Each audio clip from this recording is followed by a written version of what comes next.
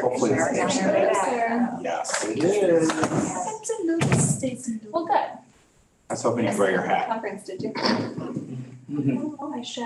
I just realized I didn't pay for it yet, so I have to do that tonight. Oh, Last minute. well, is it too late to sign up? Well, we are ready. We're ready. It's not too late. Are you ready? I was just thinking. Okay, I'm on. I hadn't done. We are on. We're going to call a meeting to order and do the Pledge of Allegiance. So if you'd all stand, please, and we'll find the flag behind us here. I pledge allegiance to the flag of the United States of America and to the republic for which it stands, one nation, under God, indivisible, with liberty and justice for all. Secretary, please. John Brotherton. Here. Rhoda Johnson. Here. Katie Johnston. Here. Katie, can you state that you're joining remotely? Yep, I'm here. I'm remote. Joining Eva remote. Mendoza. Here. Nikki Pettit. Here. Joe Robinson. He's absent. Tyler Wilson. Here. And board, just, I shared with the board president, before the meeting, Katie is home sick and asked if she could join remotely. So all the board has to do is make a determination that she cannot join the meeting because she's sick, and then she can join the meeting remotely. This is a rule from before COVID. So is everyone okay with her joining remotely? Yes. Yeah. Yes.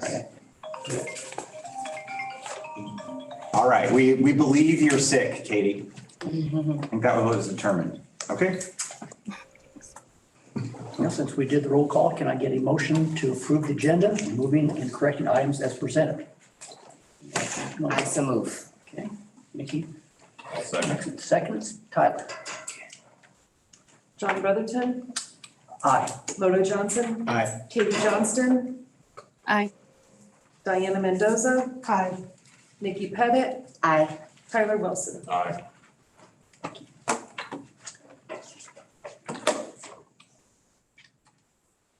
Okay. Are you up? It's the budget amendment hearing. Are there any public comments regarding the budget amendment? I don't think so. Okay. So then we have held the hearing and we move to, are there any board superintendent comments regarding the budget amendment? I have none. None. And this is a regular board item in the regular board meeting, a regular action item. Okay, so then we can now motion, someone may motion to adjourn the budget amendment hearing. I'll make the motion. I second it. Nikki seconds it. John Brotherton. Aye. Rhoda Johnson. Aye. Katie Johnston. Aye.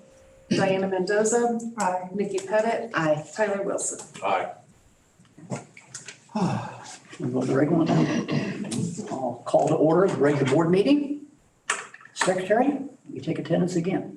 Hold on one second. All right. John Brotherton. Here. Rhoda Johnson. Here. Katie Johnston. Here. I'm joining remotely. Diana Mendoza. She's doing. Here. Nikki Pettit. Here. Tyler Wilson. Here. All right. May I get a motion to approve the agenda, removing and correcting items as presented? Tyler, you want to make the motion? I'll make the motion. Tyler, make the motion. I second it. Nikki seconds it. You guys are going fast. John Brotherton. Aye. Rhoda Johnston. Aye. Johnson, sorry. Katie Johnston. Aye. Diana Mendoza. Nikki Pettit. Aye. Tyler Wilson. Aye. I don't believe there's any public comments. No, nobody wrote anything. Okay. All right, we have the consent agenda. There are some things I'm going to review on this. First of all, though, as part of the consent agenda, we have some personnel items to approve. Yeah. And I'm going to introduce a few people. I don't know what's the most awkward way we can do this for you. Make you stand up, but you're right here. Just wave when I get it. So the first one up is Melissa Weigel. And I said it correct? You did. All right. A lot of people say wiggle and that's fine too. Melissa Weigel, and she's going to be the assistant principal at Eastlawn. Melissa joins RCS with 22 years of teaching experience in the Mahomet Seymour School District. While in Mahomet Seymour, Melissa had a variety of teaching experiences, including special education, first grade, and kindergarten. She looks forward to collaborating with the staff at East Lawn as they help students grow and learn. She is excited to meet and support the learners at East Lawn. Melissa hopes to encourage and assist teachers as they pursue their passions and strengthen their teaching careers. Thank you, Melissa. Thank you, Melissa. Thank you, Melissa. And hopefully the board will vote to hire you in a few minutes. Up next is Jackie Huntley. Okay, Jackie Huntley, Assistant Principal, Northview. Jackie has been part of the RCS family for the past 8 years. She graduated from UIUC with a BS in elementary education in 2014 and an MS in educational policy, organization, and leadership this past spring. All of Jackie's teaching has been at Northview, where she has taught 5th grade and 2nd grade and served as instructional coach this past year. Throughout her time at RCS, Jackie has been actively involved in numerous district-wide and school committees, such as the Instructional Advisory Committee, Standards-Based Grading Committee, Leadership Team, and Literacy Team, and also led the 2nd grade digital learning team through COVID. Last year, Jackie helped to start our new after-school program, Explores, taking on the role of site coordinator at Northview and also district site coordinator of the other 2 buildings. Jackie is from Oak Park, Illinois, and lives with her boyfriend and 2 golden doodles. Jackie is very thankful for this opportunity and to be able to continue supporting Northview's amazing students and families. So congratulations, Jackie. Thank you. Welcome. All right, up next is Jamie Bajer. Did I say that? I said it wrong, didn't I? No, you said it right. Bajer. And she did not get to come to the room to be introduced last year, if I recall correctly, because we were on Zoom at the time. So Jamie is taking over as principal at East Lawn. She started June 1st. You've already voted and approved her, so she doesn't need to sweat. Jamie is stepping into the principal role at East Lawn after serving as assistant principal in the 2021-2022 school year. Over the last year, she has enjoyed her time supporting the staff, students, and the East Lawn community, and is ready to lead the school towards continued academic and social emotional growth. Jamie obtained her BS in K-12 education with a specialization in the Spanish language in 2010 from Southern Illinois, with a bilingual endorsement from the University of Illinois, as well as an MS in educational leadership and administration in 2018. She taught for 10 years at the high school level, most recently coming from Mahomet Seymour School District. During her tenure there, Jamie served on various committees such as the District Leadership Team, Curriculum Alignment Committee, and the Technology Committee. Jamie's husband, Brian, is a special education teacher and coaches junior high and high school baseball. They have 2 daughters. Olivia is going into 2nd grade and Amelia is going into 1st grade. As a family, they enjoy spending time traveling and being outside. So congratulations, Jamie, and thank you. Thank you. And I will point out, Melissa also has a family. She just didn't put hers.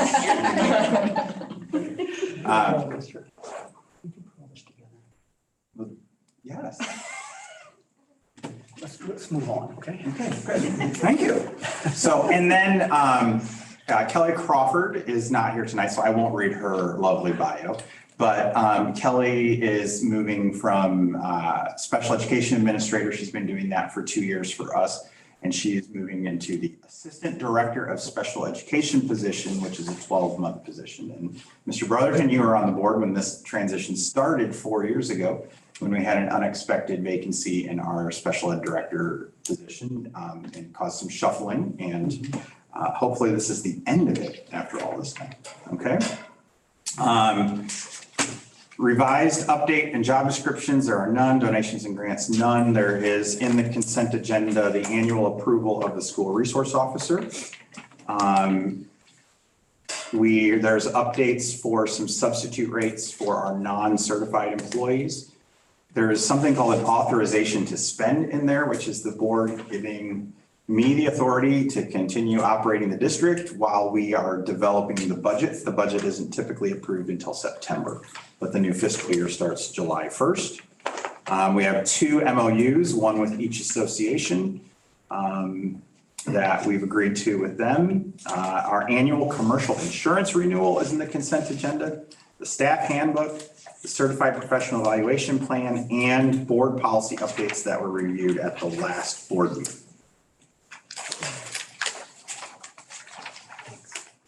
Any questions on any of those?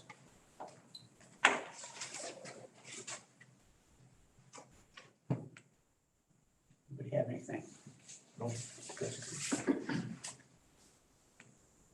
I'm gonna wait just a second here.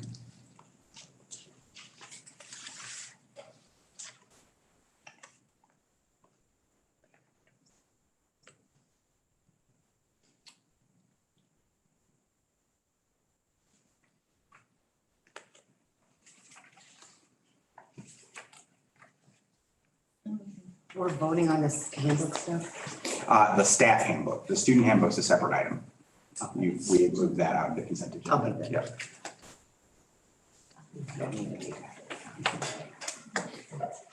Well, I'll make the motion to approve the consent agenda, including personnel report as submitted with a stipulation that each individual is required to comply with all requirements for new hires as indicated in Illinois statutes and RCS policy and procedures, including ratification of bills prepaid by the financial manager under board policy 4.50. Can I get a motion? Second. I thought that you just read it. Well, I guess I made the motion, didn't I? Sorry, I made the motion. But a second. I second it. Okay. Okay, John Brotherton, Aye. Moto Johnson, Aye. Katie Johnston, Aye. Diana Mendoza. Aye. Nikki Pettit, Aye. Tyler Wilson. Aye.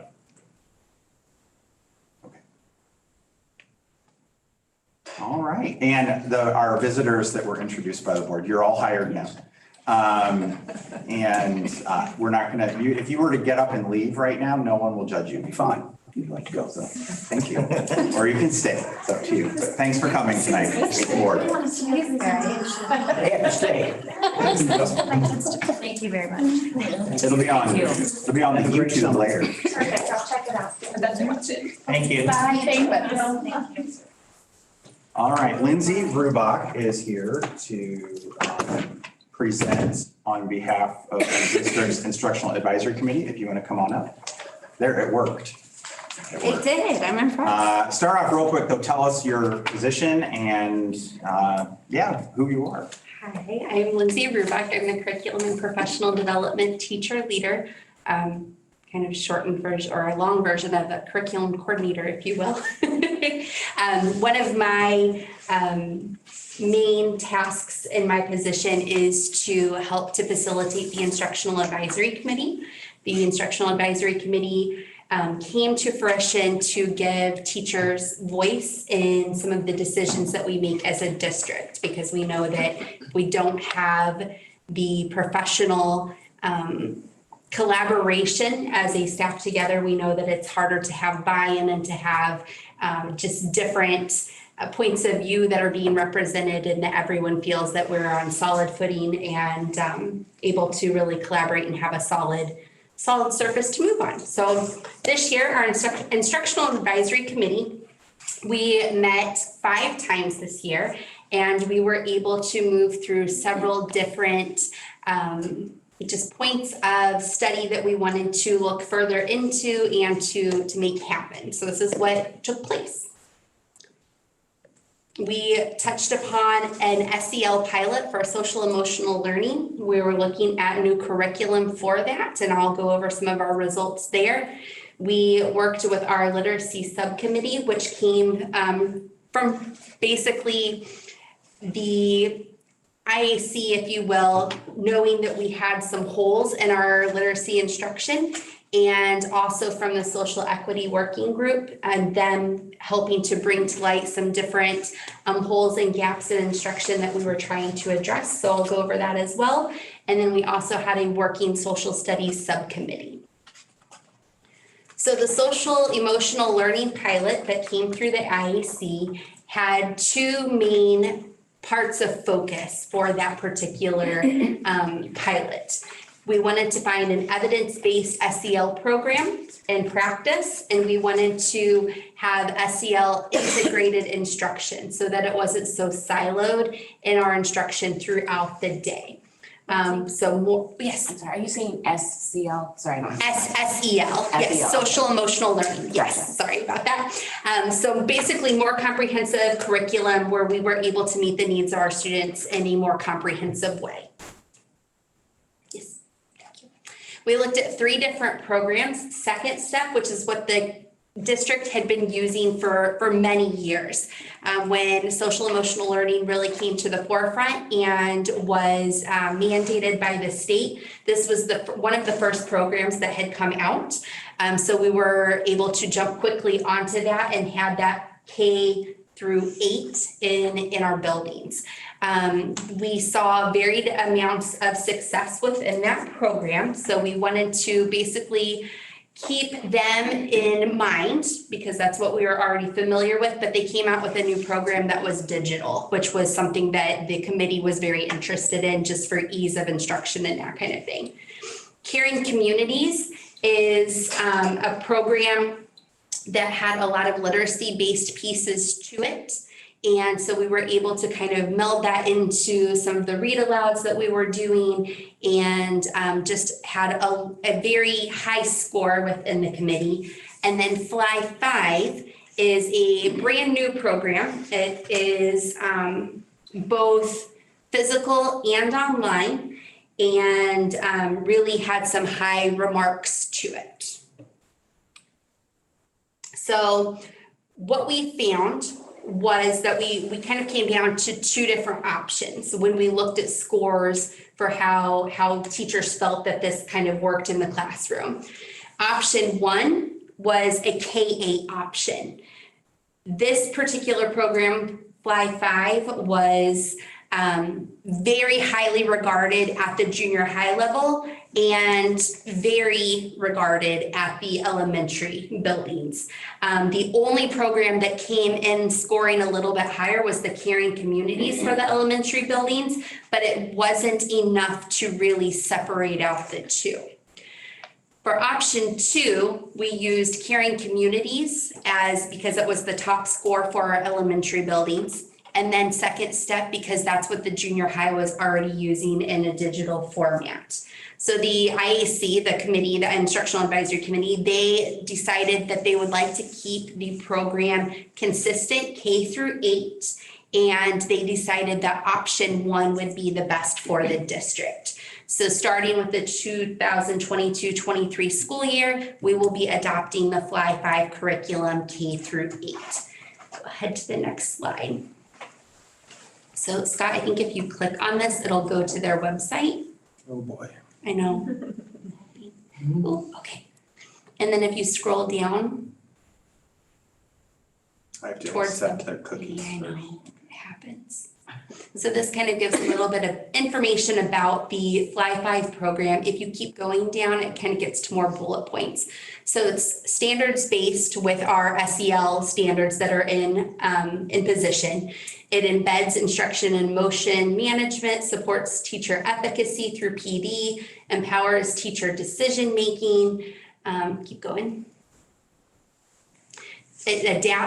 It's adaptive, so teachers are able to kind of see what's going on in their classroom and be able to pick lessons that kind of go along with that. Instead of it being a very scripted program, it's responsive.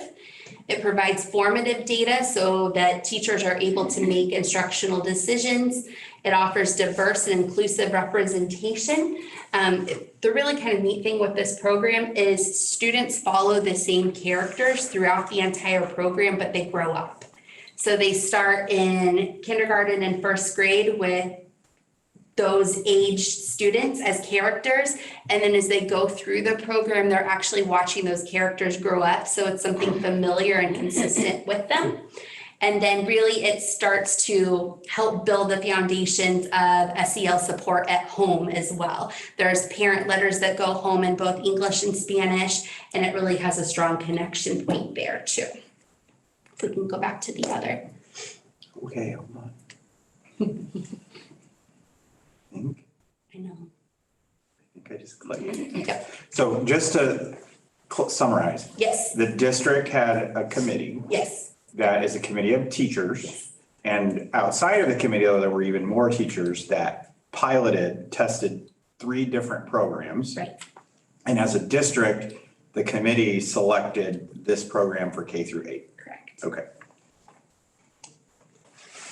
We then had the literacy subcommittee that was working throughout the year this year.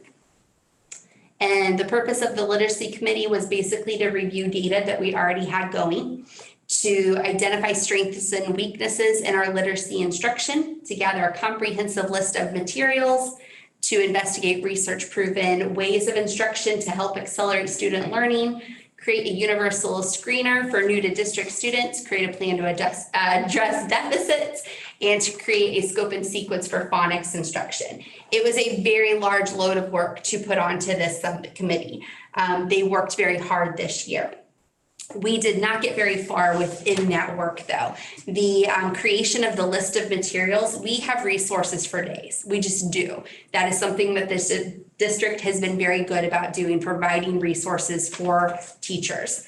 At some point though, it becomes a little bit too much to making decisions. So we're trying to kind of shore up those lists of materials and really kind of define what materials could be used when, just to kind of help with teacher choice. So it's not walking into a super target and being overwhelmed with all of the different options you might have. So what happened within this committee is we got far into making our list of materials and starting to formulate a plan. We knew though that the board had given the instruction to address phonics instruction as a district. So with this work that was done last year, or this past year, if you'll go to the next slide, we came up with a phonics and phonemic awareness plan that will be district-wide. So grades K1 and 2 will use Haggerty as a program 5 days per week for 10 to 15 minutes each day. Haggerty is already a phonics program that we have as a district as a resource. Everybody already has it, so it's no additional cost to the district. It's just making sure that our teachers are trained within this program, and then we'll be able to do some spot checks on consistency and fidelity, those kinds of things for it. Second grade will begin with lesson 12 of the program because they're at the tail end of phonics instruction, developmentally appropriate phonics instruction. And then they're going to end with lesson 35. They'll be able to use that gauge point as a place to see, okay, if students are still struggling with this, we now know which students to target with additional instruction. Phonics instruction will be done during small group rotations. Haggerty training will take place one of the first half days that we have in September. We will have our K1-2 teachers trained within it. And then as a committee, we will be looking at what a feasible tool to ensure fidelity and implementation will be, whether it's walkthroughs as administration, doing team check-ins at grade level meetings, those kinds of things. Any questions with the literacy subcommittee? Okay. And I will say, because Nikki was involved in a lot of the conversations last year, a big part of this came out of the social equity working group. That was that academic group that was really looking at how are we need to get ourselves organized and focused on phonics, which is I'm going to say it wrong. That's the teaching of the sounds letters make. Okay, which we don't think about it as adults, but when you're a little kid and you look at a letter, do you know what sound it makes? Okay, and then there's all different scenarios in the sound changes. So we're working on getting better at that and more consistent with that at the early elementary. You didn't know I was going to summarize at the end of each piece. I didn't. It's very nice. Okay, go ahead. All right. The last working piece of our IAC this year was our social studies subcommittee. We, under the state, have a list of mandated units that we are instructed and mandated to teach within our K through 8 programs.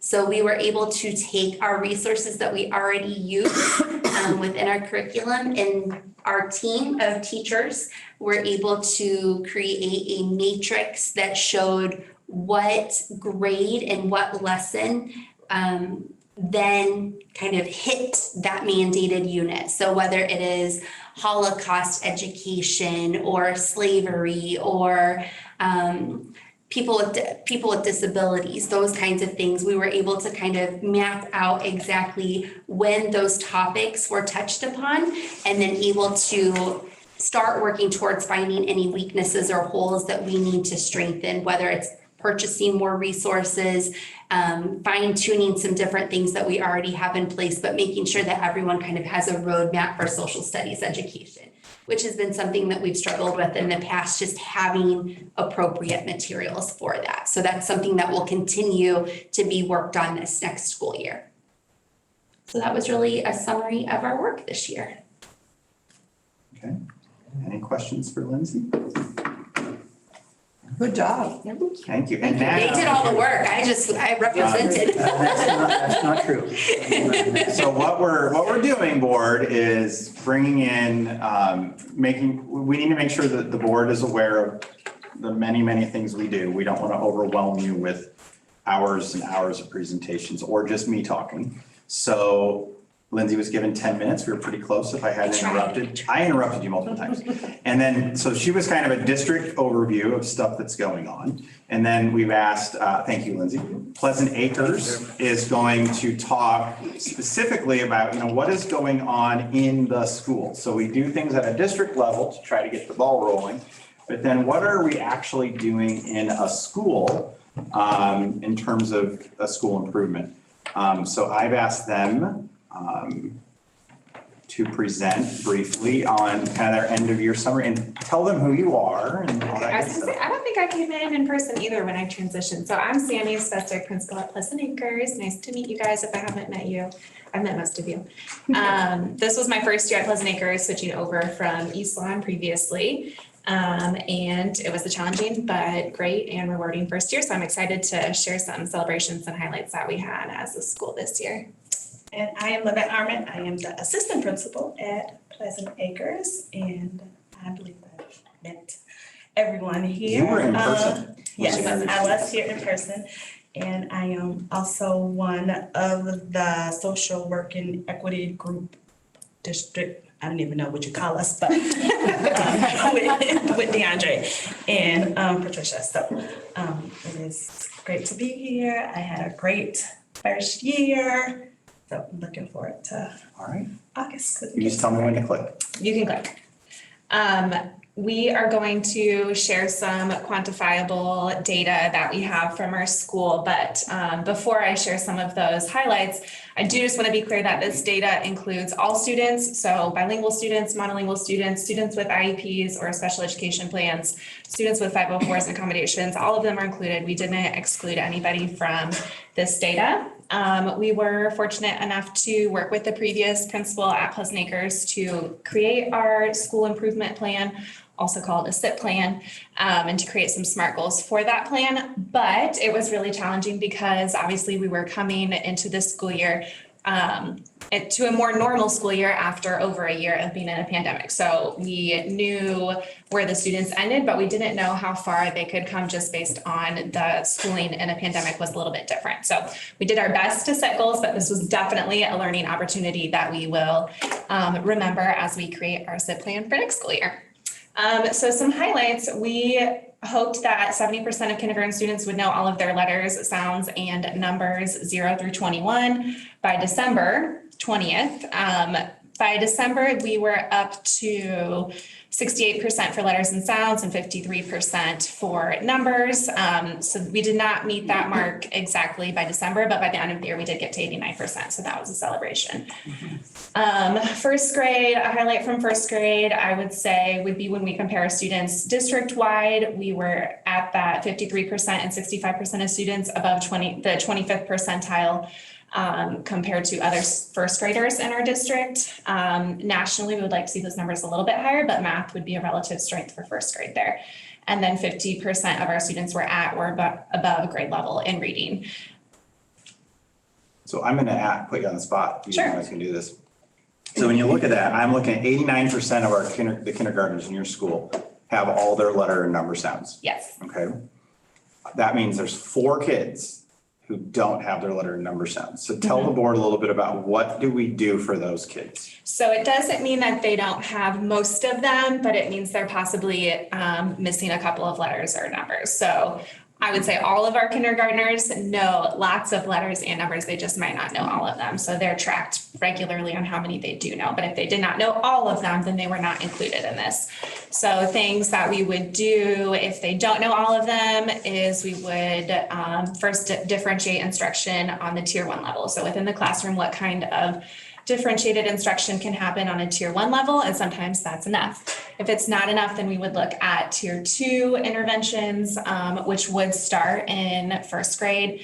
And those would be led by the teacher. So she would pull a group of students, depending on how many students needed what explicit instruction, and would work them. So if a student, for example, was confusing B and D, because those are really confusable, easily to be confused for students, then she would work with those students and explicitly teach the difference between those letters. That would be tier 2. And then we do have a literacy specialist. So if the tier 2 instruction within the classroom with the teacher is not enough, then that's when our literacy specialist, who regularly monitors data, would then start pulling students out of the classroom and work with them in a small group based on what they need. And sometimes that's done in groups of 2, sometimes it's done individually. It's just based on needs there.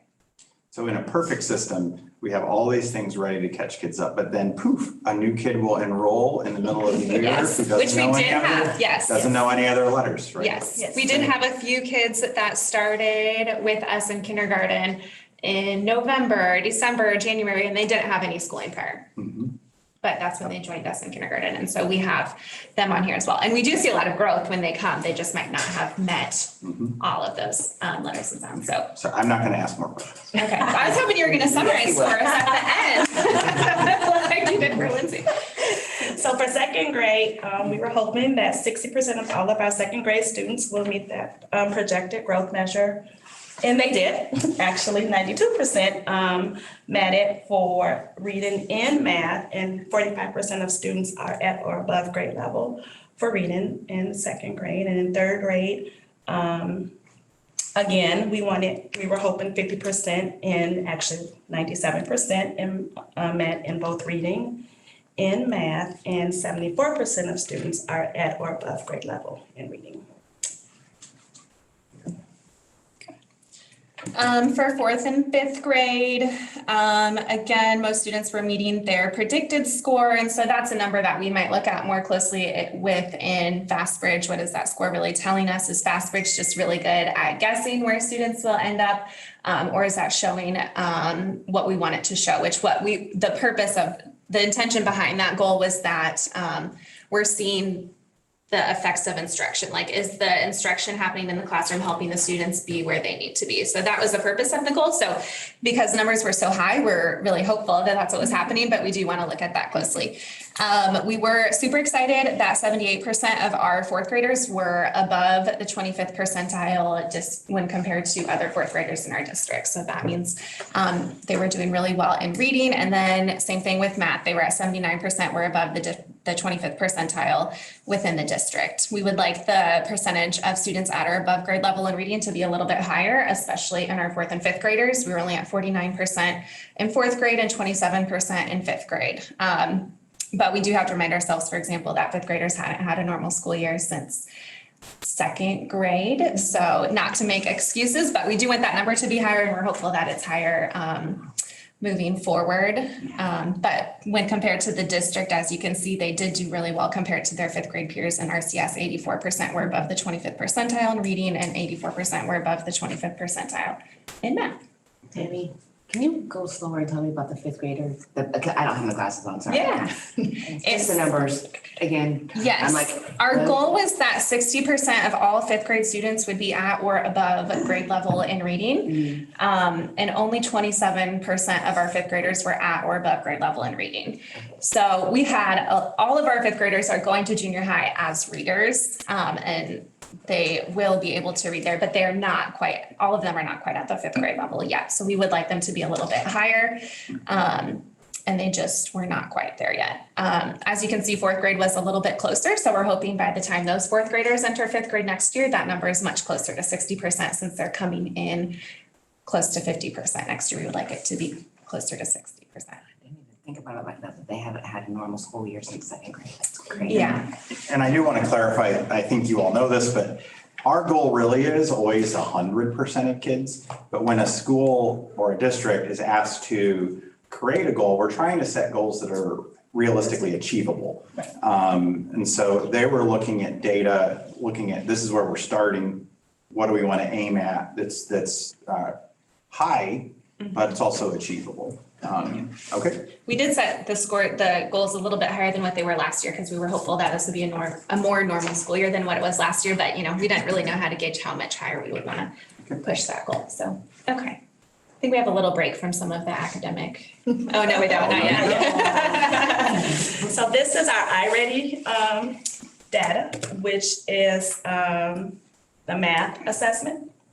And so what you see is at the top, the bold, bright lines are the spring, and then the more dull color is the fall. So that was the first, and then that's the third, yes. And what we would like to celebrate is that the red decreased, which is where students are at least 2 to 3 grade levels below. So that now we only have, 40%. So that went down. We started off at 74% down to 40%. While we increased the green and the yellow, which means more students are 1 grade level below or higher. And so 2% on grade level is up to 11%, and then 24% on 1 grade level below is up to 47%. So they showed lots of growth. And down at the bottom is just the areas that iReady assess the students on: numbers and operations, algebra and algebraic thinking, measurement and data, and geometry. And so, of course, numbers and operations and algebraic thinking is a higher skill for our students. And while it's not the greatest, geometry, like to see more improvement in the area of geometry. So next. Lexia is one of the resources that we have to improve the phonics and phonemic awareness instruction that we were talking about. It is an online program, but it does have an in-person teaching component with it, and some skill builders, which are worksheets that students can do offline as well. So this was really only the second year that Pleasant Acres has been using Lexia with Fidelity, the first year that bilingual classrooms were using Lexia, and we saw a ton of progress with Lexia, so we definitely will continue with that. We started out the school year with 8% on grade level or above grade level, and we ended the year with 34% of students on grade level or above. And the thing that we're really excited about is 100% of kindergartners are on grade level on Lexia. Which is super exciting because, next year when they go to first grade, we're hoping that since that will be the first group that has really used Lexia with Fidelity, will continue to be on grade level on the program of Lexia. So just because they're on grade level on one program doesn't mean they're on grade level in all areas, but that's why we like to look at different pieces of evidence when we look at the students, so we can really see the whole child. And this just shows a lot about teachers using Lexia with Fidelity. We even had our art, music, and PE teachers, when they didn't have a class or if they had an extra break in their schedule, or even sometimes they would give up their plan time, they would go and teach the live Lexia lesson. So a student would be working on the computer, and if they could not pass a lesson because it was too difficult for them, Lexia would flag it and say, hey, this student needs this lesson. And sometimes teachers didn't have time to necessarily teach that lesson because we've already talked about the other instruction that they have to give during the day. And so even our specialist teachers would jump in and provide that lesson to them. So that was really cool. Excuse me, now, something like Lexia here, you're saying that now this program can also be done at home? Or is that just something that? We only did it this year at school unless a student was quarantined for some reason and took a computer home with them. Okay, now is this just a teacher's choice to use certain programs? We required this in our building. In Pleasant Acres? Yes. Okay, I was just wondering if it's, that beneficial. I think all of the elementary schools used it this year. It's required. Okay, yes. And so there's I'm picking up on there's lots of things. There's iReady. which is a program that has online components, it has testing components, there's Lexia. There's more that I don't know off the top of my head, but there's a lot of these tools and ways that we're measuring to try and identify, well, to see that our kids are progressing is the main thing. Yeah, and each tool tells us different information. Some work better for some. We had one fourth grader who leveled up every week on Lexia. He loved it. And some students didn't like to do like they just don't like the computer work for Lexia. So some things will be more successful for some students than others. But I would say on average, the goal is that students use Lexia for 40 minutes a week. So that would possibly be one of their small group stations. And same thing with iReady. There's an online component. They might do that for 20 minutes a day or so. But there's also an in-person teaching component and workbook and things like that. Now we're done with, Mostly done with. Yes, mostly done. Yeah. Mostly. All right, so a part of our plan was to increase our parent involvement. And so our goal was 80% of our parents will engage in at least one school-related activity. It's a great goal. We had tons of parents in our building. However, we did not track that. So that is a goal for next year that. so you think you made it, but you can't prove it. We think we made it, but we just can't prove it. By observation, yes, the data tells us, yes, we made it. But we don't have numbers to back that up. But a part of our parent involvement included our after-school program parent nights, our kickball event, parent-teacher conferences, Snap It Day, parents volunteering to attend field trips, our winter festival, and our field day. We also wanted to establish a social equity committee at PA, which included administrators, teachers, support staff, and at least one parent. We did have a high level of participation on all the district committees, the social work and equity group committees as well. And we did have 5 dedicated parents on our parent advisory committee. Great. It's important. It was really nice. Definitely something to build off of for Yes. next year. In our school improvement plan last year, we also had some SEL, which is social emotional learning, and just overall school climate goals. So one was to increase staff capacity to support student social emotional needs. We also wanted a 3-tiered system in place to collaborate and support teacher capacity to work with challenging student behavior. So if a student needed more than just typical tier 1, what every student needs, we wanted to have a specific process in place to support students and teachers through that. We also wanted to provide targeted behavior interventions for students in need of that social emotional support through a tier 2 and tier 3 data team.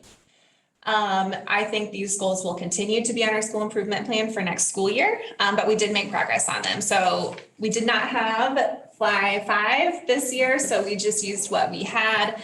Our building did not love second step, so we used a book called Skill Streaming just because it allowed teachers. The difference between second step and skill streaming is it allowed teachers to pick what their students needed. Like, I know my class is struggling with tattling or with interacting appropriately with peers, so I'm going to teach them this lesson, and we provided them with that book or packet that would teach. It was basically a layout of how they would teach that lesson to students. So that's what we used this year, but we're excited to have Fly 5 for next year.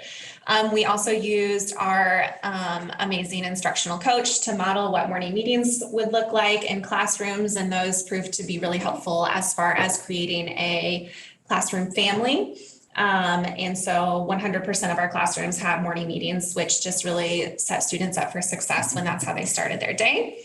We did have 2 staff meetings a month, and one of those staff meetings was a stranded staff meeting, and we had a social equity strand. So we split our staff up into 3 different teams. We had a literacy team, a social equity team, and an SEL team. And our SEL team talked about a lot of SEL and climate goals, and we did a book study on the book, The Joyful Classroom. Our MTSS team, which is a multi-tiered system of support team, met monthly.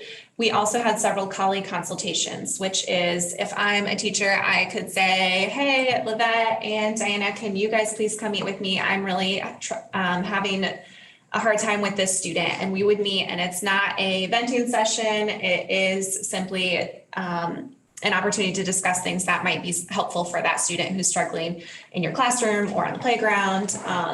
And so we did have those started.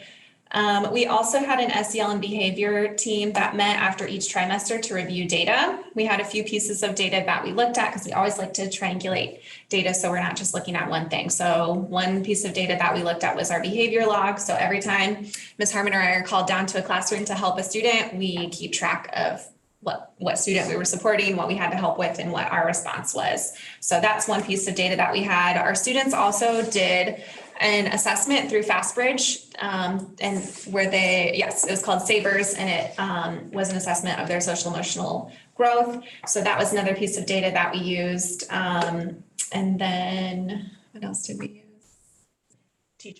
Teacher reports, yeah. So if teachers share concerns, we would use that as well.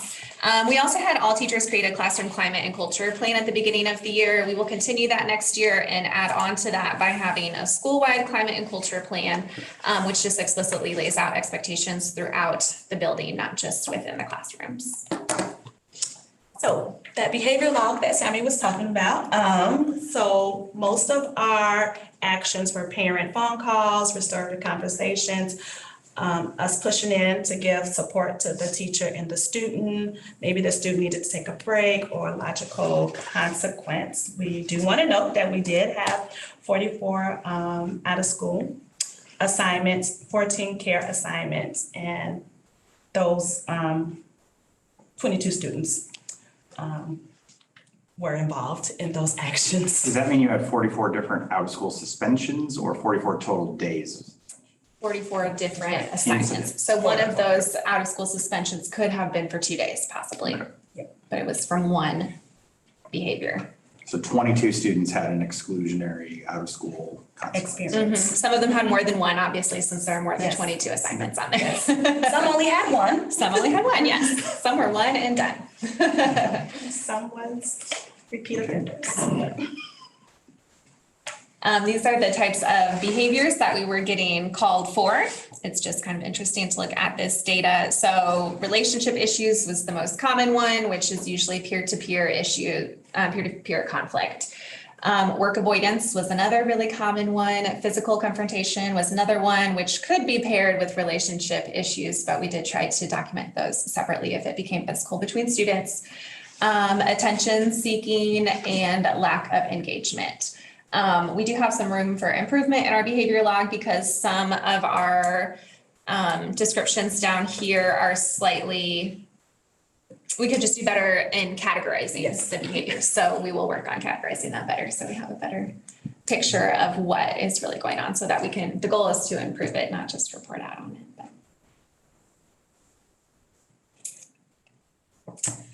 And so Sammy mentioned earlier our tiered system of how we identify students. And this is some of the responses that we did with the students. So 4 students have formal behavior support plans put in place where our team got together and we talked about what behavior we wanted to see from those students and how we would support the students in achieving those skills. 20 students were in SEL groups with the social worker or the psychologist. 2 students were receiving therapy through Hope Springs. Many more applied, but as you know, Hope Springs, they just kind of didn't have the resources to kind of meet the student needs. And so most of the 2 students who were getting that support, it was done via teletherapy. We have a parachute team where we would recommend a student and people would volunteer. And so we would they wouldn't know that their name had been recommended, but in the process, teachers and staff would kind of support that student and just kind of give them compliments and support them throughout the day and just kind of build up their confidence and make them feel good. We utilize social stories, small group social work, check in and check out, parent support. One of the things we did was we called parents and we said, hey, your student needs your help to make it through the day. Can you come in and support your kid? We didn't want them to pick them up from school because we want students to be in school. And so we did have some parents take advantage of that and come in for the whole day and support their student throughout the day. And for some of those kids, that support really helped decrease the behavior. Reading buddies, classroom helpers, we had a girls group, and then we had some whole classroom support. So it's kind of is in addition to their tier one of what their teacher was doing, where someone else was going to come in and do some things. And so like the social worker would come in and do some lessons, the school psychologist would do some mindfulness activities, the instructional coach would give some support too. These are just some other celebrations that we want to point out.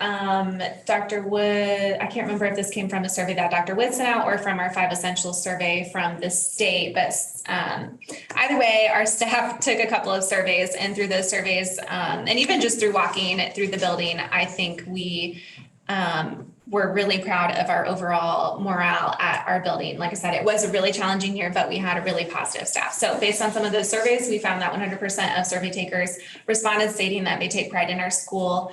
93% of survey takers responded saying they feel respected by teachers, secretaries, nurses, custodians, support staff, food service principal. And this is a principal regardless of race, ethnicity, background, gender, and sexuality. 93% of survey takers stated that they enjoy working at our school. And I know those don't seem necessarily like really big things, but staff morale is really key. And so we are proud that that is the data that we're getting from those surveys. I also think our staff deserves a shout out or some recognition for their participation at professional development opportunities. Whenever something was offered, our teachers, assistant principals, support staff were always jumping on board to attend these trainings that they did not have to. This was them going above and beyond. So we had a great participation at the co-teaching trainings, a ton of participation at the Lucy Calkins training, which was just last week over their summer. We had 7 people attend a training. We had 2 teachers attend a defined learning training in Georgia last summer, which is a STEM training. We have 3 more going this summer because they talk so highly of it. And then, as Lavette stated earlier, we had a ton of participation on the subcommittees that came out of the district social equity working group. We are also really thankful for family and community involvement and engagement this year. We had a monthly coffee and conversation event in the morning each month, and we had a solid 5 parents that came really regularly, in addition to some teachers and us, and even some community members. We had a church partnership. The church is where our school evacuates to if we have an evacuation for some reason. And so we've done just a drill there once this year. And then the pastor reached out and said he would really like to partner with us. So we did. And he had some church members that were willing to come in and volunteer at our building for a couple of events. And he also supported families individually who reached out just stating they needed random things, whether it be a mattress or finding support for rent or clothes. They donated a ton of coats in the winter and snow boots, and that was a really great partnership that we were thankful for. We had some therapy dogs attend our school, and that was really, really well received, and we hope to continue that. A ton of participation at NAPA Day from parents and community members.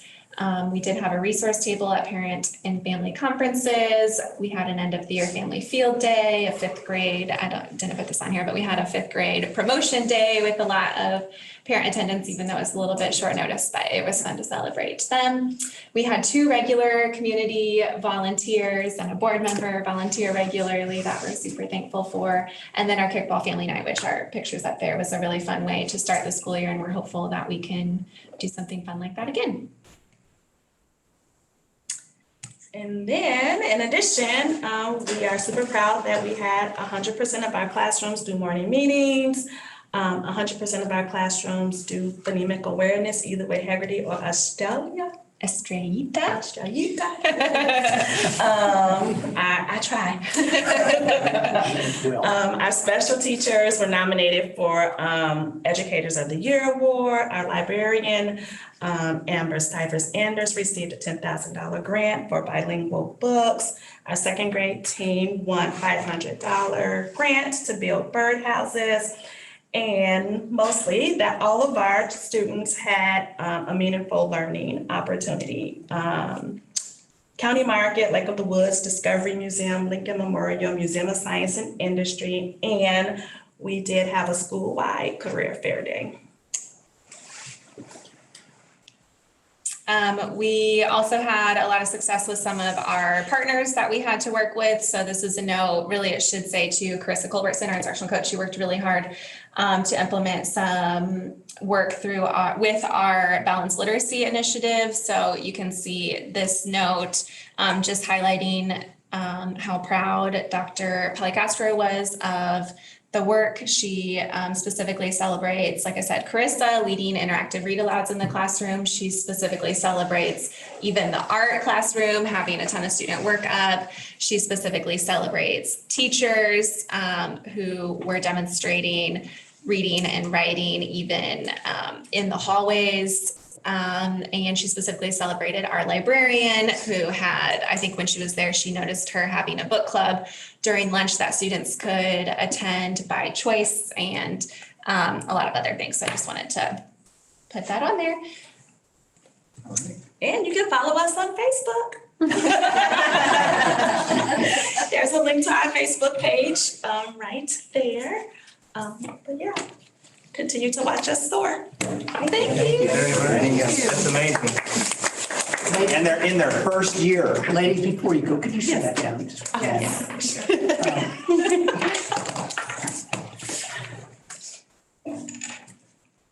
The thing that first comes to mind if someone asks me how Pleasant Acres is and about the administration is that I never saw them sit down. They were always doing something. I never saw them eat. I never saw them. And I certainly didn't see them go to the restroom. So,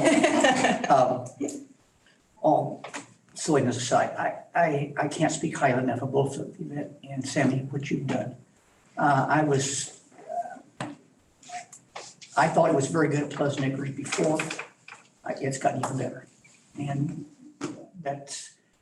I hope this doesn't step on anybody's toes, but I was told many years ago that it's so important that it starts at the top. If we have great teachers and not such great administrators, we can't accomplish nearly as much. If we have great administrators, the sky's the limit. And so, ladies, thank you. Thank you very much. Thanks a lot. If you were to leave now, no one would judge. I would. All right. Thanks, everybody, for presenting. Thank you. That was, we're have to work on how long 10 minutes is, though. Sorry. So that's okay. I'm teasing. Budget amendment. So without getting into too much, our budget amendment is pretty simple. When we have a fluctuation of greater than 10% in one of our funds, we have to amend the budget, which basically means we're refiling it with the county and with the state for the corrections. And what happened this year, what's going on, it's nothing about overspending. One, we received a large grant. It was the after-school program grant came in. So that grant alone bumped up our funds quite a bit. Then the other one is we had to correct some errors. So we had, for instance, we found a line item that had an extra $1.5 million on it, which is just wrong, right? So that's the correction that's happening now in the budget amendment is that money's not there. So if you dig into the documents we have, I don't want you to think that we have a deficit in those numbers. So that's not what's happening. It's that we're correcting those funds. And that's not unusual that you have to go through and make those corrections. So once it's approved by the board, assuming it's approved, Chris Johnson, our Director of Business and Finance, will do the upload. It goes from Skyward, communicates with ISB, it does all this stuff and it's done. And then our next step is the audit. So she'll be closing out the fiscal year on June 30th, and then the audit starts a few weeks after that. And then we get into the next budget. It's fun. So without further ado. Any questions, concerns? Somebody like to make the motion? I'll make the motion to approve the fiscal year 22 amended budget as presented. That's it. Tyler, second, vote up. I know I gotta hang on here a second. John Brotherton, Aye. Rhoda Johnson, Aye. Katie Johnston, Aye. Diana Mendoza, Aye. Nikki Pettit, Aye. Tyler Wilson. Aye. And this is a motion carries, but this is one of the ones where all the board members have to sign. And you're gonna sign 3 times on the yay column. So the first page. Yeah, just the first page. And We don't Katie, have we will hold it for you. Hopefully you can come in on Monday or Tuesday and sign it. We have 30 days to file it. Okay. Okay. Thank you, Katie. It looks like we're at 14, is that right? Board volunteering, we talked about this at our last meeting, and it seemed to be something that the board was interested in. I certainly am, and I would like to see us adopt a school. I'd like to see us have representation to all the buildings. And Nikki, could you kind of tell the rest of the board what you told me about that? Your feelings about Northview? That I didn't want to go to Northview Yeah. because that's where I'm already familiar. Yeah. So, and that is not written in stone, you can't do that. But I thought that was a good idea, that, Yeah, I just want to, I want to go see what the other schools are doing, yeah, learn about them more. I mean, it's easy for me to walk into my Yeah. school. I love the idea. thank you. It's a good idea, Well, right? if Yeah. we'd like to do that, let's initiate it. Do I I have mean, anybody? it's easy to go when you Yes. feel comfortable, Yeah, but that's right. I think the purpose is to step outside of our comfort zone so we can. And what I'm gonna try to do as board president, go to all the buildings. I have the easiest time because I am retiring, even though I do work. It's easier for me. And that, we certainly understand that. And what we're talking about is just making an appearance. Not in there to check things out or, well, this is not going right or this, just Doing to this commit. wrong. Basically, the way I look, somebody asked me and I said, what I do at Pleasant Acres, I try to be a cheerleader. I try to thank people, look around and look for positive things. Now, I've had some people come up to me and ask me some things, questions and things. I said, yes, I'll thank you. And I don't make a comment. I don't say, oh yeah, we're gonna take care of that, or we're not gonna take care of that, or I'm gonna, I just say thank you, just like when we have, the public comments, we just listen. And that's what I try to do, just listen, okay, thank you. And I think that's probably the best way to handle going buildings, but I just know how appreciative the people are when they see us there. It just, I just cannot They really believe. are. Yep. And so how would you like to do this? Would you like to go around the room and just tell us which building you'd like to go to? Or how would you like to? Because I have not thought about this, in particular about that. Whatever way you'd like to do it. Would you like to just think about it and send something to me? Would you rather do it that way? Whatever, I'm not trying to put anybody on the spot. Just what's the best way for you guys? Even if we adopt a school, I would still like to go to the other schools. Right. Yeah, sure. And then please, yes, it's just not say, well, I picked Eastland, so I just got to go to Eastland. No, you go anywhere you want to, but that would be your one, your main one, if I put it that way. He just wants to make sure all the schools are represented by Yeah, at least and one I'm board member. yeah. At least just to go in and say, Yeah. basically like you said, Yeah. say, hey. Yeah. Not for negative reasons, just Yeah. go in and show face and let them know a program that we care. that you can go to in the evening, something like that. That just, I could, I thought that they would be able, but I could not fathom how many people have come up and said, so thank you. And they want us to see what's going on. It's not like they're trying to hide stuff. They want us to see. Well, And then, without that presentation, we would have never known what was going on at Pleasant Acres. yeah. I mean, that was That's right. amazing, Yeah. what I heard at Oh, it least. is, it is. And of course, whenever you got positive things, it's gonna take more than 10 minutes to. Yeah. That's true. I visited that school before, a lot. Mhm. And they are doing amazing things. Yeah. Well, I think all the buildings are, and that's what we gotta know. I want to know what else is going on at Broad Meadow. I want to know what's going on in Northview. Because I basically spent my time at Pleasant Acres last 2 years. I did, I want to see other places too. So maybe we can email you. Yeah, that'd be fine. I might just tell me where you want to go. That or Yeah. do you want to talk about it now? I'm cool with that. Oh, no? I'm fine with Okay. that. Yeah, fine. And part of what I was thinking too that I'd mentioned is like if, like, let's say Tyler gets to be the East Lawn parent, I'm just gonna pick that one for you. That we would, the principal there would make sure to invite you and let you know when they're having things going on so that if you're free, you can just stop by. And, you know, that's one thing that's pretty easy to do. I will make sure that, you know, once I get this information, as we get closer to school, I will make sure that those principals know who's coming. Like maybe we can be there the first day of school, or we can be there. Yeah, first day of school, it's, you know. Tyler, I'm envisioning you giving free haircuts at East Lawn. Very doubtful. Come on, first day of school. Very doubtful. Don't show up and start cutting kids' hair. Parents don't like that. Just for the first 10 people. All right. Well, thank you for it. Appreciate it. All right.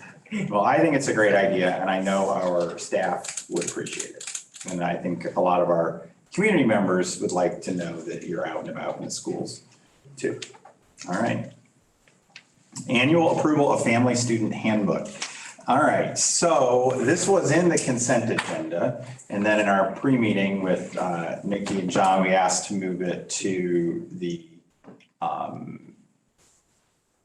this part for approval. I mean, here's what I'm gonna tell you. We're gonna end up approving the handbook, but we wanted to make sure there were if there's some big things changing that we talk about it. Okay, the biggest thing probably that, because this affects every family, is that we did change the school start times and end times this year. We haven't had a grand announcement of this. There's a letter that went home. I'm working on a newsletter that's gonna get mailed out. I doubt it'll get mailed out next week, but in 2 weeks, that has some of this information. But we are putting the information out to parents early. Because it is going to require, we know, some parents to make adjustments. And some parents aren't going to notice this until the day school starts. So we are working on getting the word out. It's on everything we're putting out now. I'm going to explain what the main thing is that happened.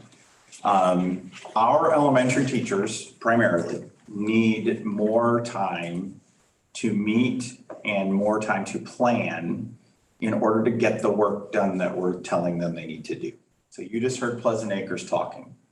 And Pleasant Acres, there's all this data, right? And there's all these tier 2, things, and they're differentiating instruction and all that. We have to give the staff time to do that. They're already feeling pretty overwhelmed. This was an overwhelming year. And so something that we went through in negotiations was, how do we get more time? One way is we actually extended the teacher workday. It's only 15 minutes, but that's a big deal. We talked about it an awful lot, didn't we, Rachel?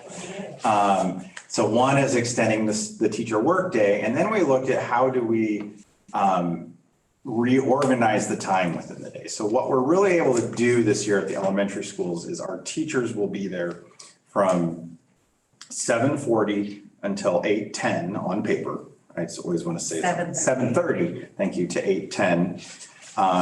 And it's essentially an additional planning period that they have. But when I say planning, I don't want you to think that teachers are all just standing around in the copy room and drinking coffee. When I say planning, it's collaboration. It's all of those things we've been talking about. They're meeting together, they're looking at student data. There's probably going to be parent meetings that happen during that time. Staff meetings will likely be happening during that time. From the So 7:30 to 8:10. Yes. And then additionally, so what's happened over the last several years is every teacher in the contract gets 40 minutes of planning time a day. That's it. It's not enough, but what's happened over the last several years is that 40 minutes has been getting eaten up by other things. So where a teacher doesn't really have that time to do the minimal things they need to do. And so we're carving out this morning time so that during the day, that individual prep time that they have is protected and they can actually have that time to be an independent teacher working and getting the stuff done they need to do. So it's a big change. It does cause some disruption. ADER is, and so we went round and round on this. Now it becomes an administrative issue. How do we make this work? And the biggest driver is buses. We have a fleet of buses that is a certain size. So we cannot run all of our kids at once. All right, so we have to have 2 shifts of bus routes no matter what, an early one and a late one, and we need at least 25 minutes between those to flip around. So elementary kids get dropped off. We have to have 25 minutes to go get the junior high kids and get the junior high kids to school. So that's really what is driving a lot of the change. So question, we didn't actually change anything, if I recall correctly, with the pre-K times. They'll stay because they're in their own little world in pre-K. So any questions about the school start times and end times? It's on the screen now right now. It's which one is it? So that does mean no good. Yeah, it's number 15, but I didn't put anything in your packet. Oh, about the times that I actually. It's on the screen. Would you like my computer in front of you? Yeah. So elementary will start at 8:05, meaning that's when the doors open. 8:10 is when classes start in theory. If you've ever been in an elementary, this will be a good thing if you visit elementary schools to see what happens in the morning. It takes a while for these little ones to find where they go, even though it's the same place every day, right? It takes them a while. Just like dismissal starts at 2:45, those kids will not be out of the doors for quite a while after that. Whereas at ADER, dismissal happens like that at ADER. Well, yeah, it does. Because we just say, go home. That was the thing I had to learn this year visiting the elementary school. Why don't you just let them go? Apparently, they need to be picked up. That's what I learned. But the doors open at 8:30 at ADER, but the ADER kids tend to do things a little more quickly in the morning, and they have their breakfast time built in on that too. So anyway, I don't want to talk about it too much. So 8:05 until 2:45 Mhm. and 8:30 until when? 3:20. Oh my gosh. Okay, I'm in. You sounded like a 6th grader there. Well done, well done. All right. All right. Get your stars with you. Yes. In my Oh, car. dress code. So this is where I need your feedback, folks, is there's a special document here. Looks like this, like 3 little extra pages that were on the table should be there today, okay? The first page is the current dress code. So every year, the assistant principals go through this, so Jackie is one of them that did it this year, is we revise the whole student handbook. I will tell you, every year dress code is one of those things that becomes a hang-up, okay? But this year, I guess we kind of decided, and I supported it, is that we need to make some big changes to it. We have, if you read through this, it's a little dated in the language. There's that. But the new document that'll go in the student handbook, which I'm more comfortable with, is really trying to look at the dress code through 2 main issues. Is it safe? And is it disruptive? Okay, I mix those up. Is it safe and is it not disruptive, or is it unsafe and disruptive? So those are the only basis really that a school can enforce a dress code. So unsafe clothing doesn't come up much, but it can. So for instance, you're usually not supposed to wear flip-flops in PE class, because in PE class you need specialized shoes. You're supposed to have tennis shoes on. So we can require a child to wear closed-toed shoes in PE because it's a safety issue. If we were doing a lab where we were burning things, we could require kids to wear certain things to protect their body, but we'd probably provide aprons and goggles and things like that.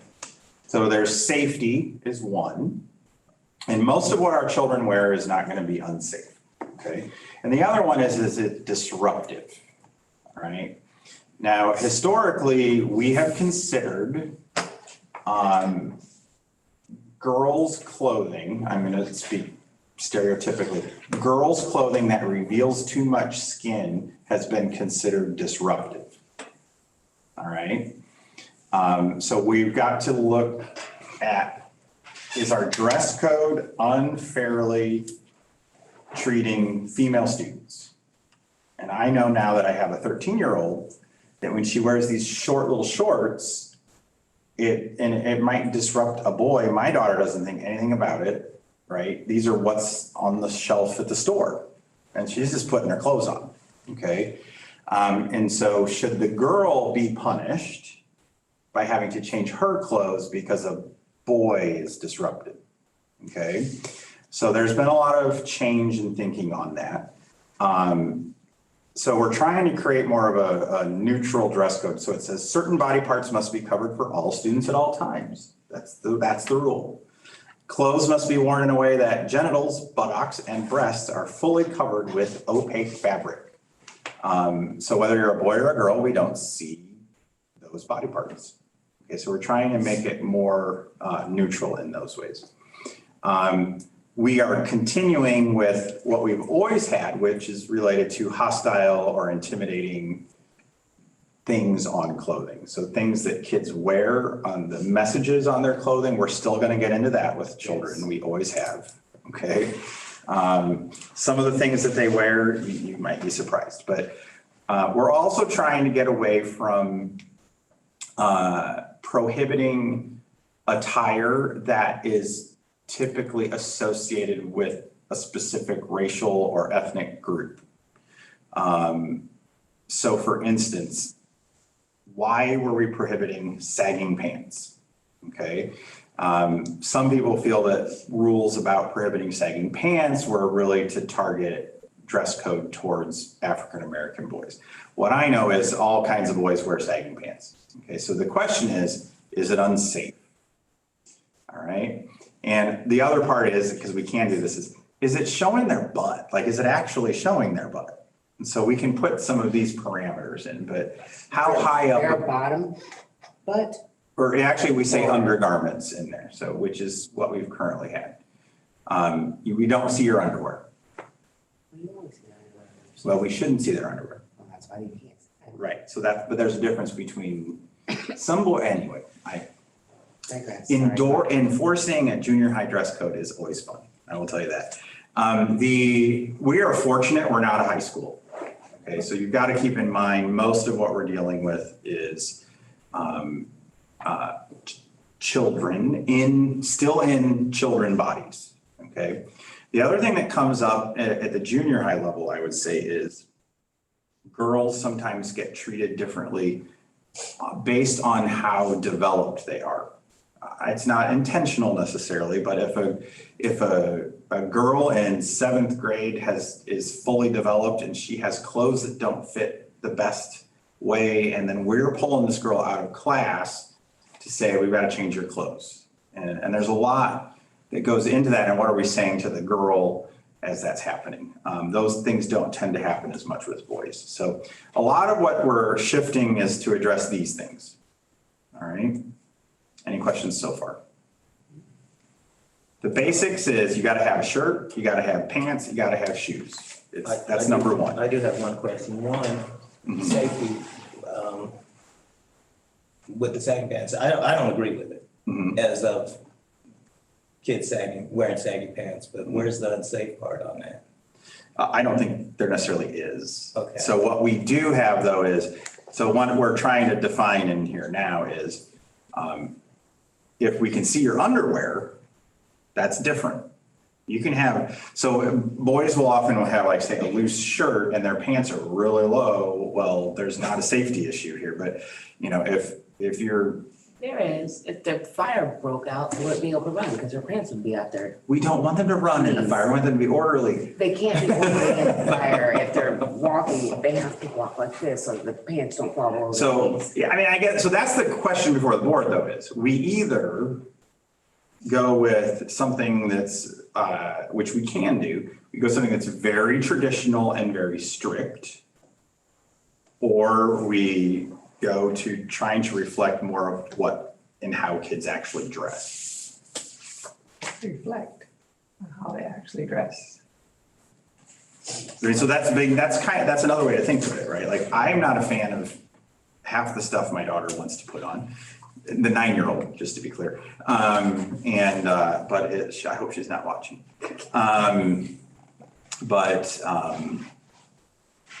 You know, what do we want to do with it? So what the recommendation is that we try, where we go to something that's, we're setting some basic standards, but we're also trying to establish that we're not gonna have to be pulling kids out for all of these things. And it happens a lot at the junior high. And unless it's disrupting the classroom, unless it's, it's a problem, then why wouldn't we not let a kid do it? That's I guess the feeling at this I point. have a question. Why can't, I always tell my kids that going to school is their job. Why can't we just have it be like a job? Like I would maybe not necessarily be able to wear a bonnet, but I would be able to wear some type of head wrap. I would not be able to wear sagging pants because it shows my underwear. I would be able to wear a tank top. I would not be able to wear pajama pants. So I have to tell you, one thing we're already dealing with is, how do you define pajama pants? This is really what happens. So we pull a kid out. I think it's pretty clear it's pajama pants. It's like flannel, flannel plaid pants. But then what you end up calling, and you might have a combative parent who's not going to support you. And now we're dealing with an upset parent. And meanwhile, this child's not in class. Wasting education with that. I hear you. So I mean, I can go either way on it. And we're not talking about having a uniform. Well, That's not what we're talking about. well, the only thing that gets me, and I don't agree with the strict part of it, is because you're taking the character out of the kid. And I understand what you're saying. You're saying, okay, but if you make a school a job to a child, we're basically forcing them to grow up even quicker. They're not even they're not even kids then. They gotta have some kind of character. I don't agree with the saggy pants, but I'm not saying that should be bumped out. I mean, It's really not that in style anymore. I mean, exactly. I mean, it's starting to fade away anyways, and I don't see how that's disruptive in a class.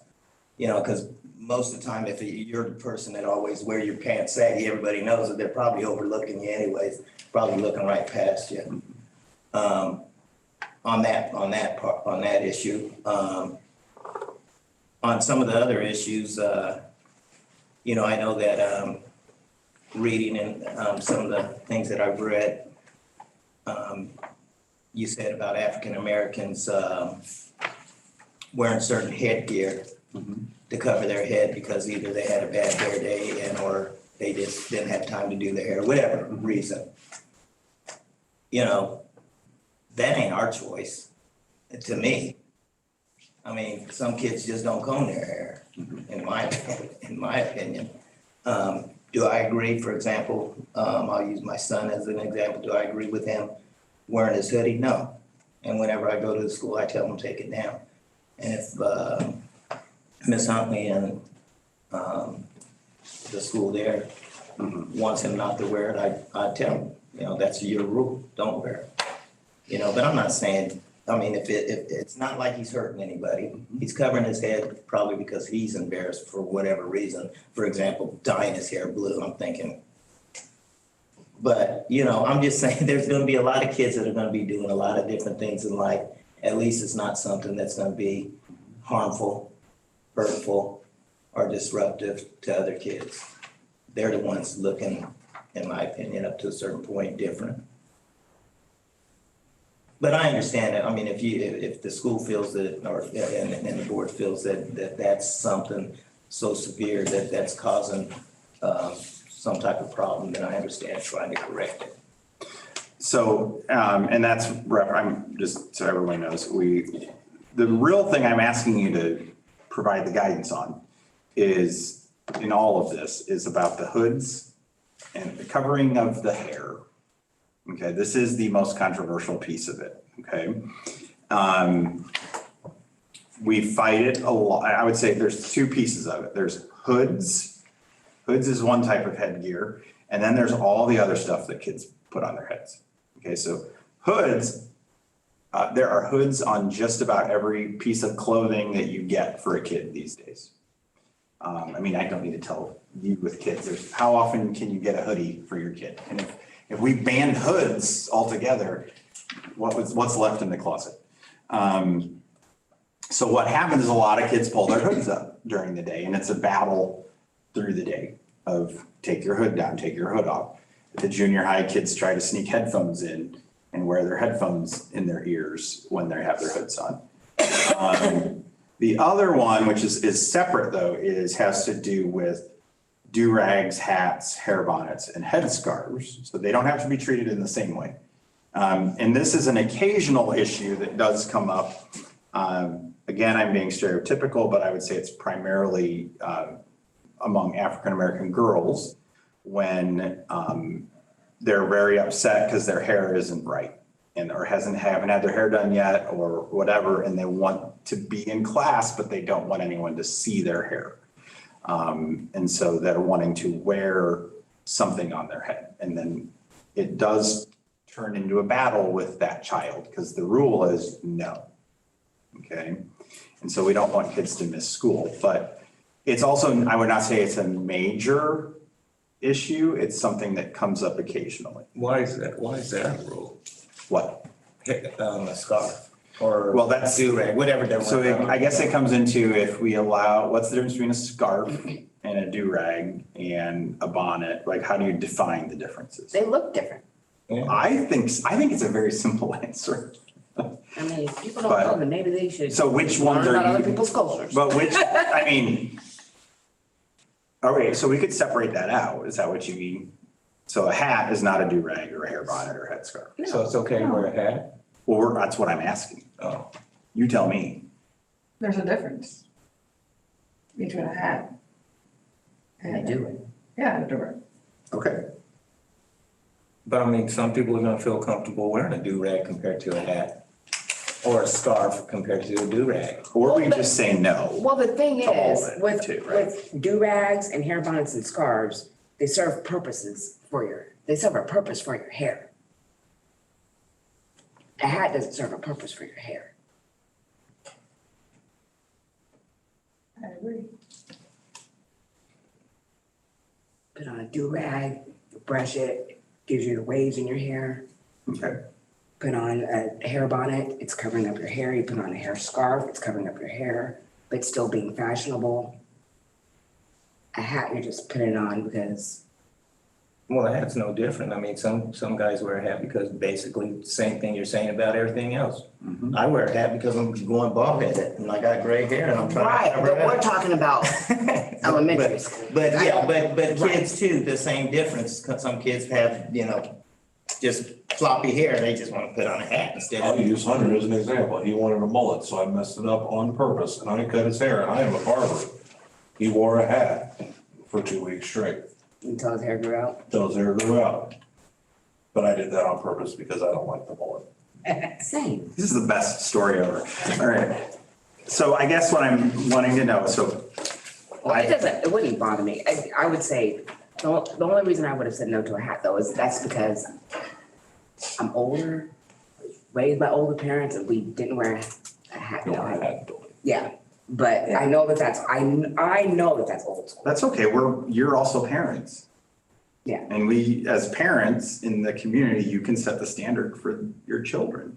But my husband, who is considerably younger, does not have the same, it's completely different. Mhm. So, I mean, I try to not always think so archaic. Because it doesn't necessarily always get you anywhere. Let's go through this, I guess, so we're not on this forever. Hooded sweatshirts. Yeah, I don't understand how you can wear a hood and not have your ears Oh, shown. they do it. No, If they go, Oh, okay. So then you're looking. for So I like- guess the question one is hooded sweatshirts. We could say no. We could just simply say no. I'm not gonna lose sleep over this, okay? We say no to no hooded sweatshirts, meaning they can't wear them up. They can still wear their hoodie, but we don't want their hood up. So should we straw poll, do you think? Straw poll on hoodies, yes or no? No. I do not have an answer yet. I don't. Okay, I got 2 no's. No. Okay, 3 no's. Katie? I think it's how disruptive is it when the teachers are having to ask people to put their hoods down? Because I remember that was an issue even back when I was in school. Was people would put their hoods up and then it would be like, rah, rah, rah, rah. So I personally. We could ask if anyone wants to ask the teachers in the audience. Yeah, how? I personally can't stand the hoods. I think especially in this day and age for safety, think of intruders and everything. Hoods, hats, all of it. I think it's no. What do you mean intruders? Like, think about if an intruder comes in, if we have all these kids going around the school in hoods, how do we know who they are or what they are if we can't see them? How can you identify them? Okay. Okay. But realistically, how often do we get intruders? Well, hopefully never, but I'm just saying, it's fights, they're just, I don't know. Let's be realistic. A teacher should know her kids, the ones that's wearing hoods and who doesn't. I mean, most of the kids that are wearing hoods are the same kids that wear hoods all the time. And the kids that have ear things in with their hoods on, the teacher says, look, get the earplugs out. Or put your hood down. That's what I'm thinking too. But they transition throughout the whole school into different teachers, into different settings, so, I That is mean, true. you just have to think of the whole picture, I guess. Right. Well, so I'm thinking of myself and I know how cold I get. I'm always cold. And you guys keep your buildings cold. We can regulate them, I mean, the geothermal is amazing, so the teacher Wow. can regulate the room to be. They typically don't, and the kids are cold. I know that I'm cold whenever I go there. And so is that why the kids are putting their hoods up? Because Some they're of them cold? probably are. And it's a comfort thing. I think the hoods Are for they some kids shy? are. Yeah, like is that their, It could be a comfort thing, it could be a work avoidance, it could be, there's a lot of different things it could be. I mean, I would say that our teachers do not, they will give a reminder, but they don't spend an ample amount of time fighting it. gotcha. that's what I was thinking. I think you had told me that, a few times. Like I said, I mean, you said it yourself. Kids are gonna start missing school because of it. We start putting limitations on what they can wear on their head, especially if it's something that isn't dangerous or disruptive. Yeah. They're gonna start missing You school. said no on hoods. No, I mean, yes, I mean, I don't see nothing wrong with wearing them, yes. Okay, I thought it was the other way around. I thought you so were. we're split. You're a no. I am not a no. I am undecided. You're an undecided. You're a no. You're a no. Katie's undecided.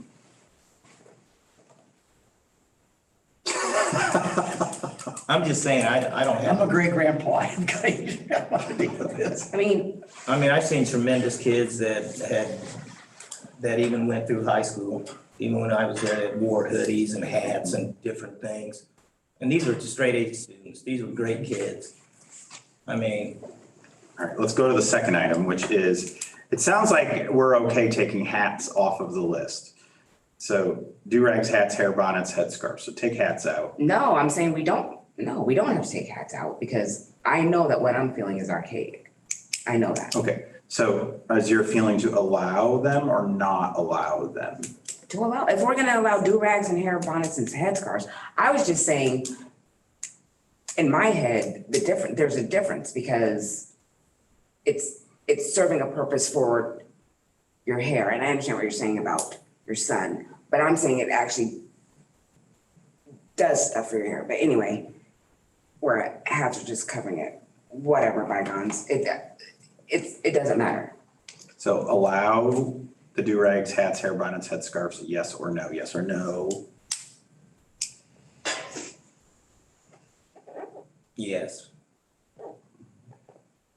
In my opinion, everything but the hats, but, so yes. What?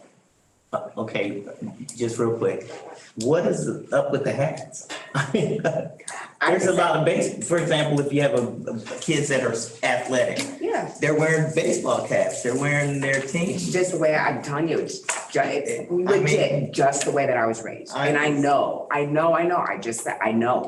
I We know were it's raised a old long school. time ago. Yeah, that's what I'm saying. That's exactly what I said. Are you getting all this? Well, This is Katie. I wasn't, I mean, it's been a little bit less time for me, but the hang up I kind of have with hats is I just remember like after school at 8 or like kids throwing around baseball caps and stuff. So I don't know. I think I lean more on the side of no to hats and yes to do rags and other hair coverings, just because, you know, it's also different. It's different if we had high schoolers, but I think that a lot of times, especially in the younger grades, hats can become, I don't want to say toys, but kind of. Do you guys have that problem? Where kids throw their hats? They don't wear Parents hats. are going out buying 20 and 30. they're not allowed to wear They hats. don't wear them, so. Oh, you don't wear hats? So that's just it. If we say you can't wear it, they don't. We do not have a problem with kids wearing hats right now, Oh, okay. Well, because they're not allowed to wear them. it shouldn't be a problem. And except for in junior high.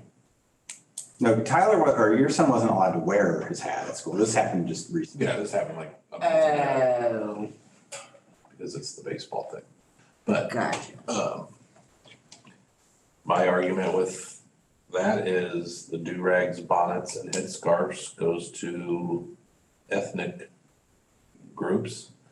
And let's say that I did this in January when Hunter wanted a mullet, and I cut it short on purpose so it looks stupid. Right, I hear you. Now he goes to school, but he can't wear anything over his head. He can. It just has to be a do-rag or a hair bonnet or or a headscarf. Which are normally not on. And I'm Well, gonna go a still step wear 'em. further, and this is in agreement with you, this is in support of you, that if someone white were to wear a do-rag, we'd be like, what are you doing? That's our thing. Why are you taking it? So you can't do that either. Okay. Could we try it and see how it works? I guess, like, could this be, I'm assuming this could be something we revisit if the hat thing ends up being nightmarish for teachers.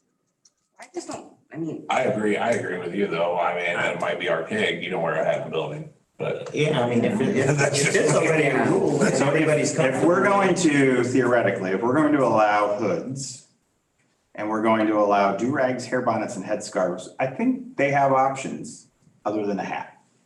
So hat could be off the list. What's the difference? Yeah, but what's the difference? It's something I don't covering know. your head. You're not supposed to keep talking. All right. John, Mr. Brotherton, you're the tiebreaker here. Well, I don't know if it's a tiebreaker. I learned the hard way that in my classroom, the less rules I had, the better. And I don't mean that kids weren't, but you pick what you're willing, Pick it back. pick your battle, thank you, pick your battle. And I came down like 3 or 4 rules I had in my classroom, and they worked because I didn't have 15, because I couldn't enforce all those 15. So I guess I'm trying to say, it takes me just a long time, is that let's come up with something that is inclusive enough that the teachers aren't constant, oh gosh, that's something, I gotta take care of that. Let's not have so many rules, if that's a possibility. And I think it is, if we can come up with a consensus to this thing. And well, this, you can do that, but you can't have a hat. Well, wait a minute. Yeah. And I'm the same way, I don't think hats are appropriate. And to be very honest, I think some of these other things that we're talking about at my age, I don't see the purpose of having them at school. But again, I'm old school. 71 years old. And, but yeah, I tried to be flexible, I tried to listen, but. So what? I wouldn't necessarily like a hair bonnet. But again, I am old school, but there are nice scarves that we can use now that actually But come like in a where do we little draw? design. You know, where do we say, okay, that's as far as we're going? Well, wait a minute. Oh, and it just seemed like it's snowballing. So is there a way to do it? This is over a handbook, but anyway, Yeah, I had it on the consent agenda. I know you did, but obviously, and I want to take it You off wanna because talk about it? obviously it needs to be talked about. So is there a way to do it like the laws of the United States? Like it's here basically, but then each school or room it's at the teacher's discretion, like, okay, look, listen, you're not even doing the hood thing, take it off. Because we're trying and it's not working and you're disrupting the class because of whatever. Take your hood. No. Yeah, I don't think we can do that. If we're gonna, It's gonna put the teachers in a difficult yeah, position. if we're gonna say no We to have to make a hoodies, decision. if we're gonna say no to hoodies and hats, So I'm gonna split the baby. All right. What if we eliminate the line that is do-rags, hats, hair bonnets, headscarves? But we keep hooded sweatshirts? No, No, okay. nope. I didn't write down Nikki's poll votes. Okay. Or are you suggesting, Nikki, that we just take out hats? I was questioning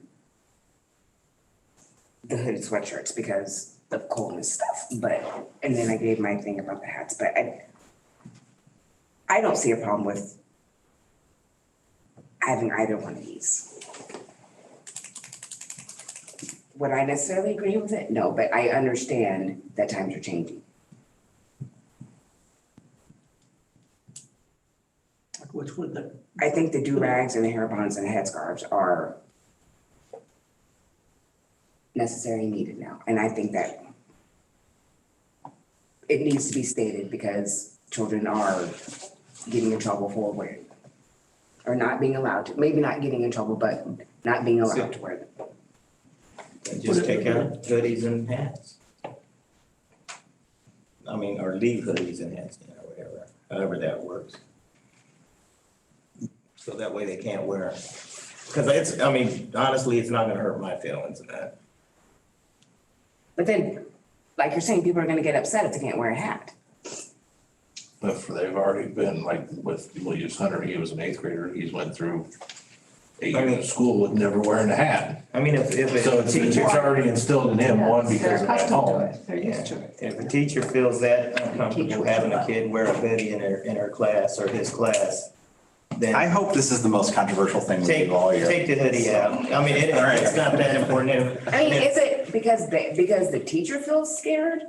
I don't know, this is coming up now Well, that's- with all of us making a decision on yes or no. Yeah, I if a need to kid hear can it wear because a hoodie. I don't understand. Where you I at? think the teachers want to chime in. I think it would be nice if the teachers and principals were asked our opinions about this instead of before you guys decide, I mean, because we're the ones who have to deal with it. It would be kind of nice if you would get our input. Yeah, that's gonna be my question to you. yeah, Well, we can table it. yeah, we don't have to decide right now. Okay, but I do need you to approve the handbook. Well, I don't approve the handbook. If this is in it, I don't. No, how about, we approve it pending revisions to the dress code? Okay, Because there is a point at which I have to publish this.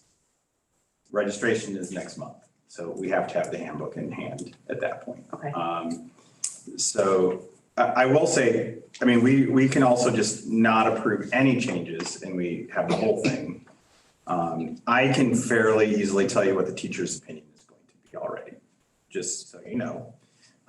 Like if we do a survey of the teachers, teachers are going to leave it how it is. Just be Leave it the prepared. old way? Yeah. Because they're so used to it and accustomed to it already. But I thought that we were, I think the Typical but a lot classroom of teacher our- doesn't want to deal with it. They don't want their Yeah, kids because a wearing lot of our hats. teachers are white. I didn't say that. So we can table this. How about we motion to approve the family student handbook minus the revisions to the dress code? I'll make a motion to approve the student handbook minus the revisions to the dress code. I'll second it. I'll second it. That's my Okay, motion. Gary did. Okay, sorry. Made. Seconded. You ready? Motion to approve handbook minus revisions to the dress code. Okay. I just had to type it in. John Brotherton. Aye. Moto Johnson. Aye. Katie Johnston. Aye. Diana Mendoza. Aye. Nikki Pettit. Aye. Tyler Wilson. Aye. And Tyler won't be here next month to vote on the revisions. That's right. Unless you're sick. All right. Okay. You know, you better be sick. I told Hannah this was gonna be a short meeting. Information items. It's all pretty typical stuff in your packet. One thing that you may want to take a look at in your spare time is the isolated timeout reduction plan. It's a new requirement of the state that we have a plan on how we're going to limit physical restraints. We are not in an excessive physical restraint situation in our district. I don't want anyone to think that. Annual crisis team meeting, I sent some emails to the board updating on that. But we did have our annual meeting with first responders and our building administrators to review our crisis plans, and there's some things we're working on from that. Board policy updates, there'll be another round of board policy updates to approve at the next meeting. With the approval of the contracts, I sent both of our contracts to review by the Illinois Association of School Boards, and they reviewed the contracts compared to our policies and had some policy language changes to make. Most of them are things that say refer to the contract. It's most of what the policy changes will say, okay? Resume public comments if needed. We have none.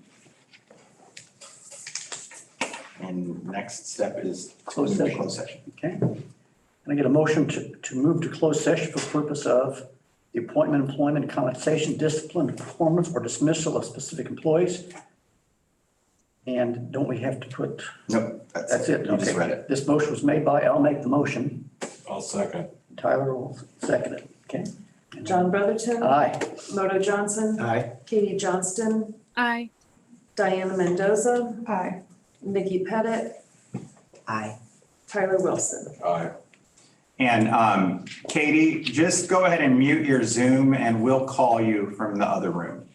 Okay. I think I need, Muting us. I'm pressing the mute button. It's not gonna work. No. You guys, we're all leaving. You can stay here if Okay, you want. Katie, are you there? Yep. Okay. Thank you, Jack.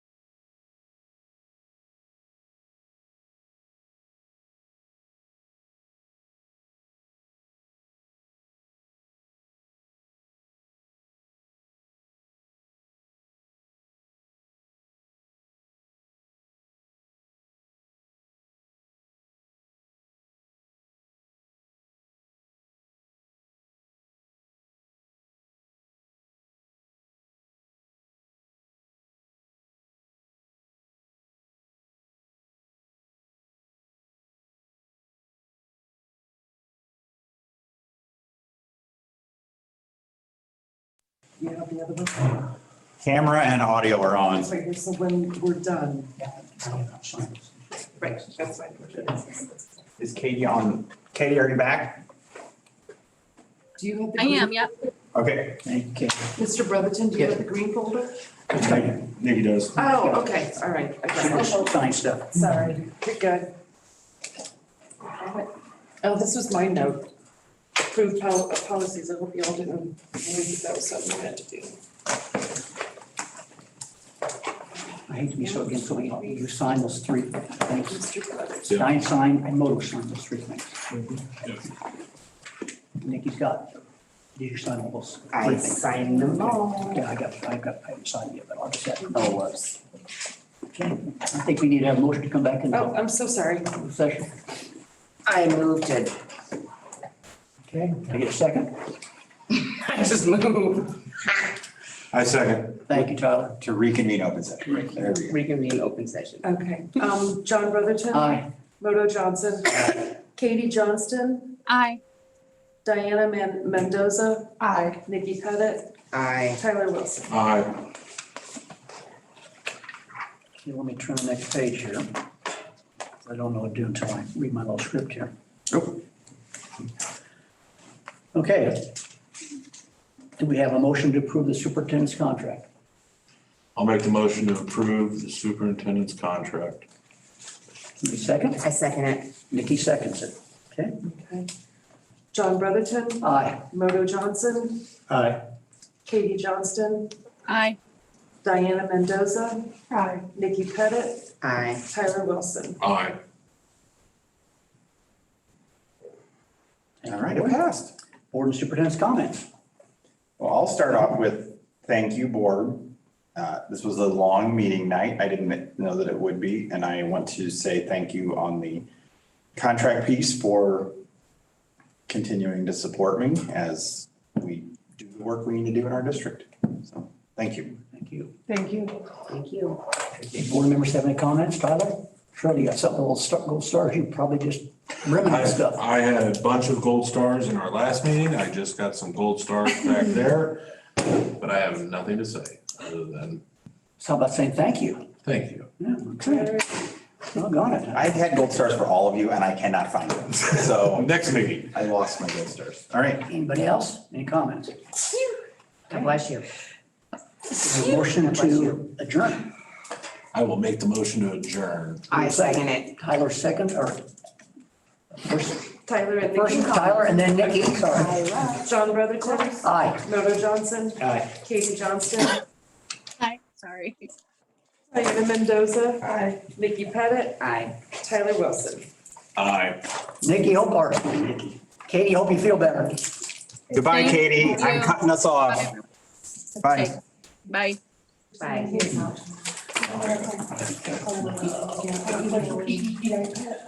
Call Hunter back. Are we out? Probably walking away.